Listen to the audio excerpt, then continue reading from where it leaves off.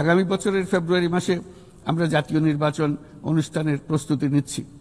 পাশাপাশি স্বচ্ছতা ও জবাবদিহিতা, আইনের শাসন নিশ্চিত করবার জন্য আমাদের নিরবচ্ছিন্নভাবে নাগরিক বান্ধব সংস্কার চালিয়ে যাচ্ছি। মাননীয়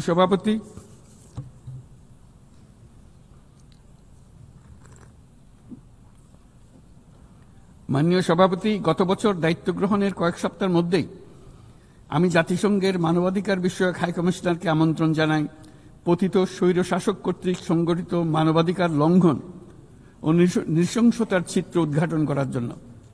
তারা মাঠ পর্যায়ে তদন্ত করে বিস্তারিত প্রতিবেদনের পাশাপাশি ভবিষ্যতে যাতে এই ধরনের অপরাধের পুনরাবৃত্তি না ঘটে সেই জন্য যেই সুপারিশমালা দিয়েছে তা আমরা আমাদের জাতীয় সংস্কার কার্যক্রমে যুক্ত করেছি।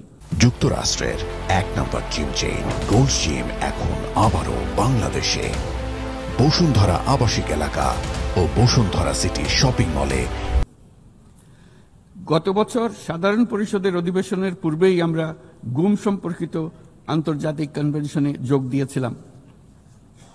এখন এর বিধানসমূহ জাতীয় ক্ষেত্রে বাস্তবায়নের জন্য প্রয়োজনীয় আইন প্রণয়নের কাজ চলমান রয়েছে। এবছর আমরা জাতিসংঘের নির্যাতন বিরোধী কনভেনশনের ঐচ্ছিক প্রটোকলে যোগ দিয়েছি এবং এর বাস্তবায়নে একটি স্বাধীন প্রতিরোধমূলক জাতীয় প্রাতিষ্ঠানিক ব্যবস্থা প্রতিষ্ঠার জন্য আমরা কাজ করছি।